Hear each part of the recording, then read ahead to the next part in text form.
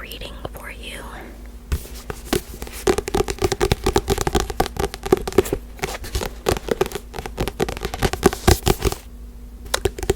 The Phenomenal Sasquatch. Seeking the natural origins of a cultural icon.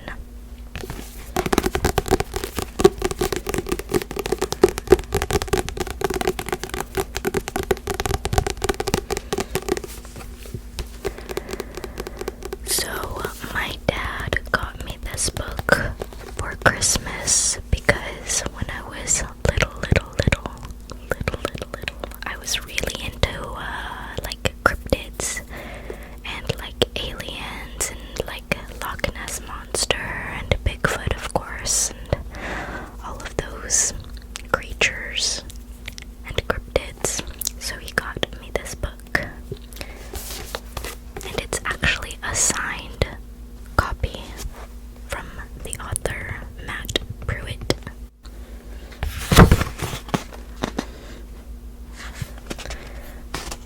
He signed that and then closed it immediately after the ink transferred. So yeah, I'm just gonna be reading a little bit to you. Yeah.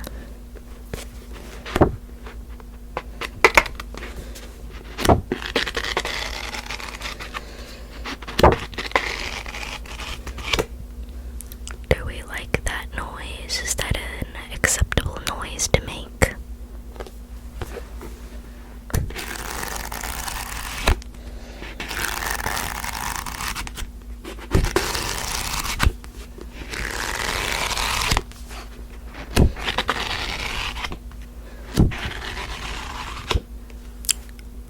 Let me know.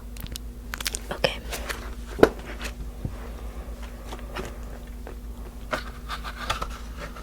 I don't even know where to begin. Perhaps the beginning.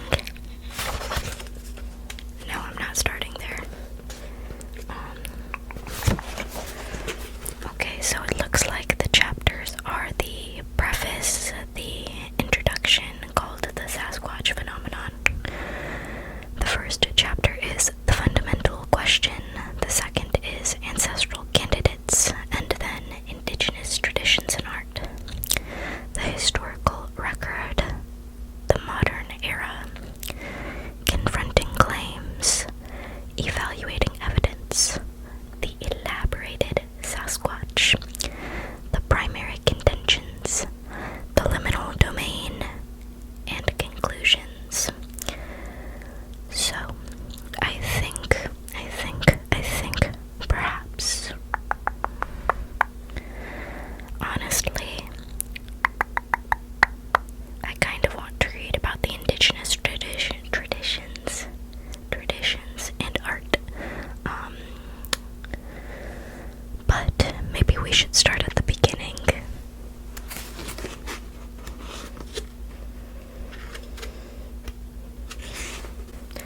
Okay, introduction. The Sasquatch Phenomenon. Mysterious phenomena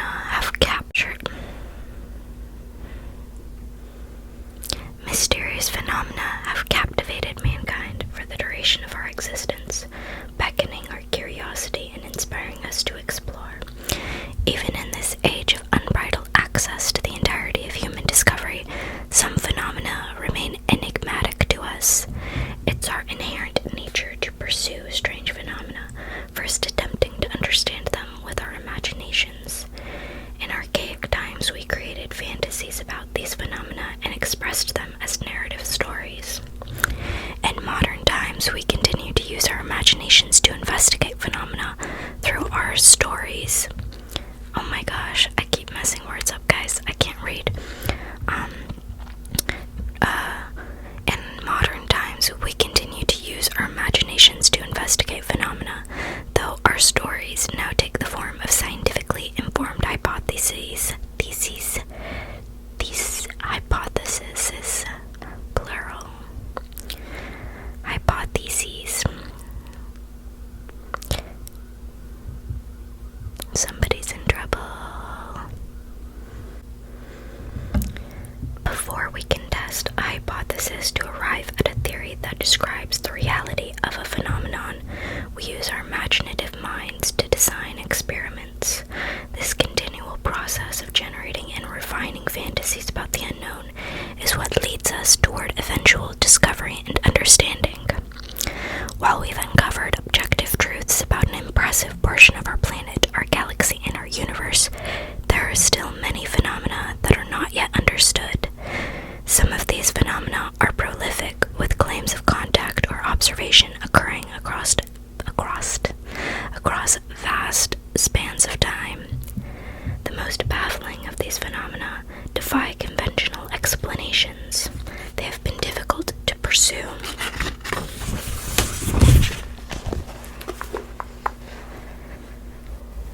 And thus far have been nearly impossible to predict with enough accuracy to thoroughly document. These phenomena are often categorized as paranormal. The commonalities across paranormal phenomena are as follows. They have a long history of compromising many claimants of experiences. Just kidding. It says comprising, not compromising. A long history comprising many claimants of experiences. They appear to occur frequently from a bird's eye view of space and time, but are, in truth, remarkably rare. I have to sip my coffee. Okay, gotta wet my whistle, as they say.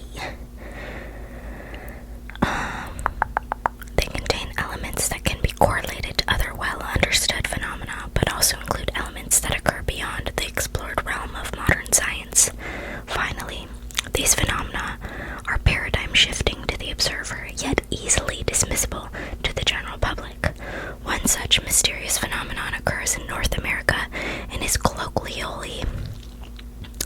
I always see that word and I feel like I know how to say it in my head, but I just tried to say it and I think I messed that up. Colloquially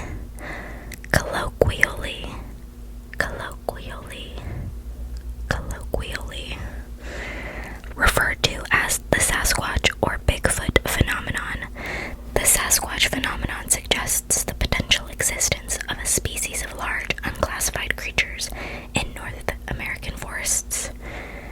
This phenomenon comprises two main components: testimonial claims of observations and encounters, and physical traces or items attributed to these creatures as evidence of their reality.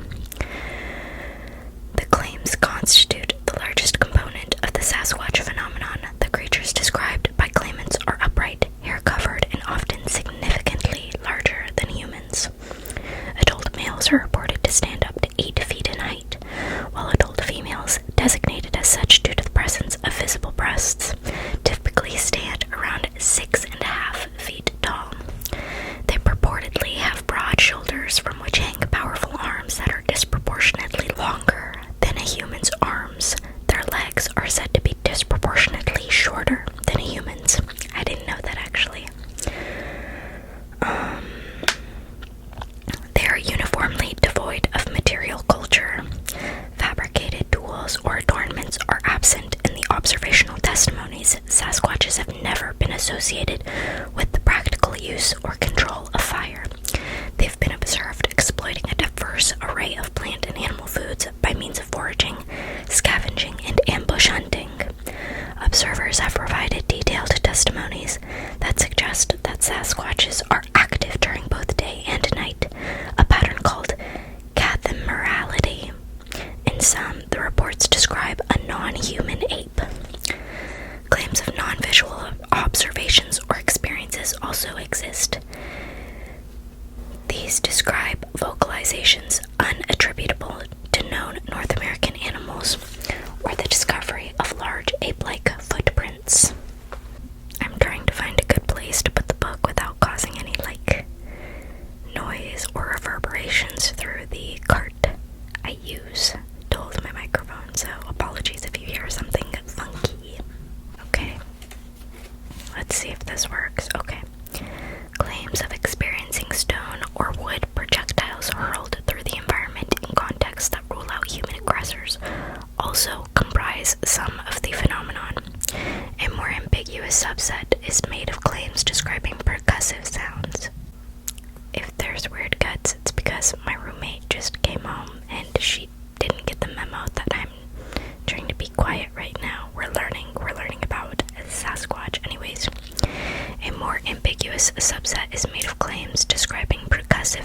words like wood on wood or rock on rock, purportedly generated by these animals.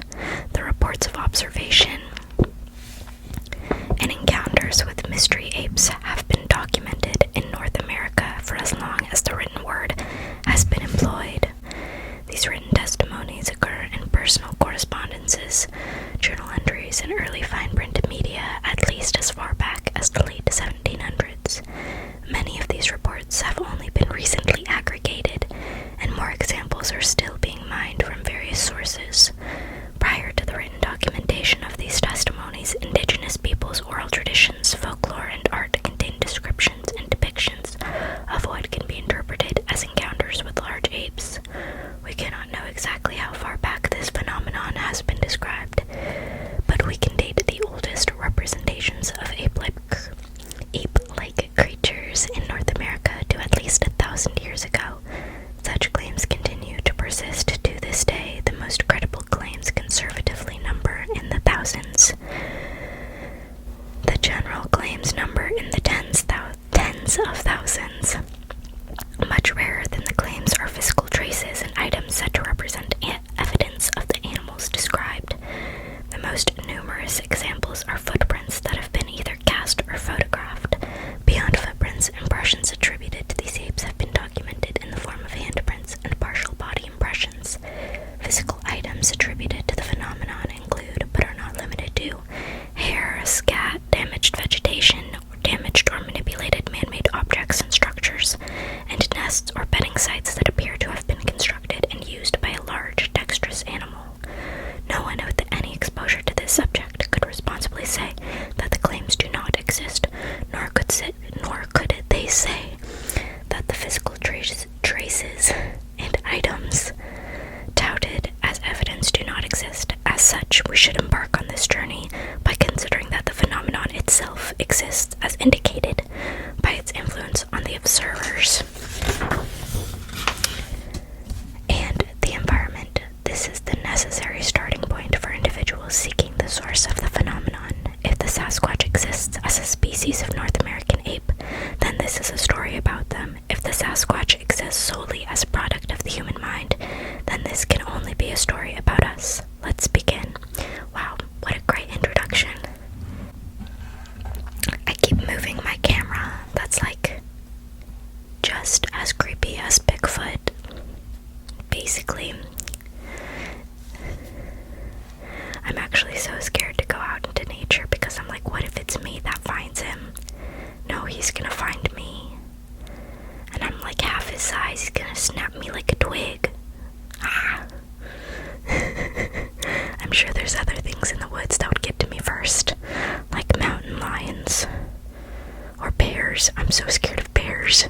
I'm so scared. Actually. Anyways.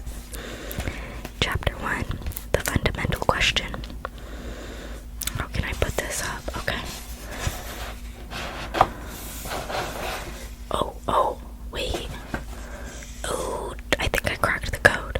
You can see the pages now. There we go. I feel big brain. I feel so big brain. Okay.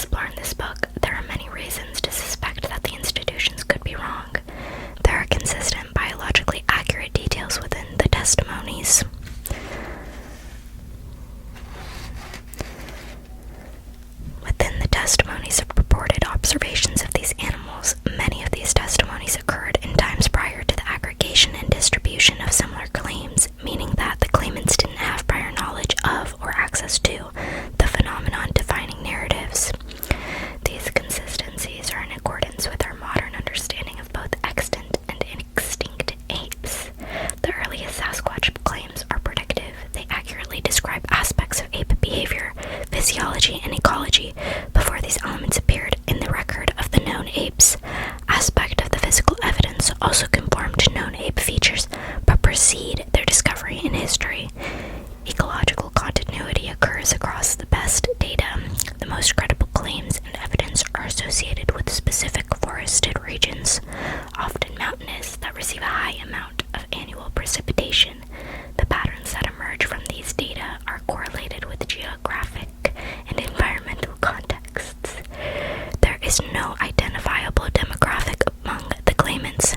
They're not restricted to a certain ethnic group, cultural identity, gender, age group, religious affiliation, education level, socioeconomic status, or personality type.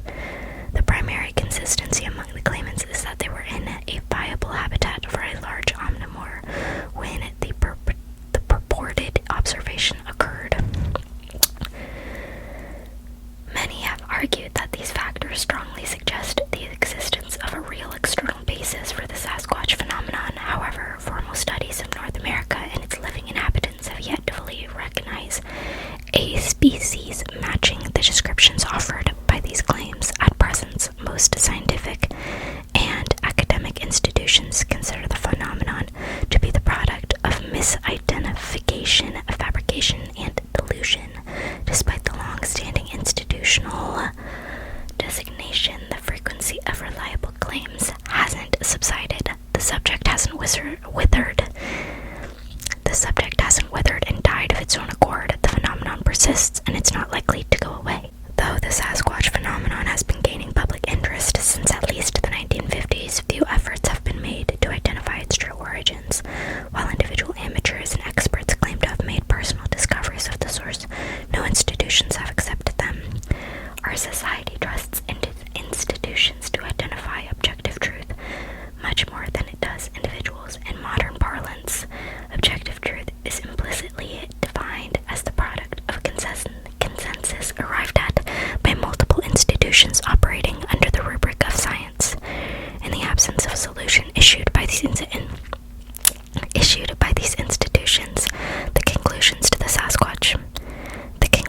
Sasquatch mystery offered by individuals have had little impact on the societal perception of the subject. So far, they have only served to motivate other individuals to progress along their own journeys towards a personal conclusion. One of the primary reasons that this mystery hasn't been solved is that it's never been considered a serious enough issue to warrant institutional effort. My cat is scratching at my door. When the Sasquatch was first presented to the public in the mid-20th century, the understanding of both extant and extinct apes was extremely limited. Those were the figurative dark ages of our comprehension of ape evolution, ecology, and the prehistoric distribution of apes worldwide. The framework within which to consider that such creatures could exist hadn't been constructed yet. When Bigfoot first became a subject of media attention, no observational field studies of the gray apes had been completed or published. The fossil apes that approximate the physical form of the Sasquatch had not yet been understood, and several of them were still awaiting discovery. To further complicate matters, the dominant view was that we had conquered the New World and that no large animals of the sort described in these narratives could have escaped detection. However, the claims and evidence suggest that if these apes are indeed real, then they've been detected by many individuals a great many times. For these reasons, the concept was relegated to the fringe and deemed taboo during the initial entry of Bigfoot into the modern era. Many of the qualified individuals who might have been able to expedite the resolution of this mystery refused to contend with it. Any association with such a forbidden subject posed two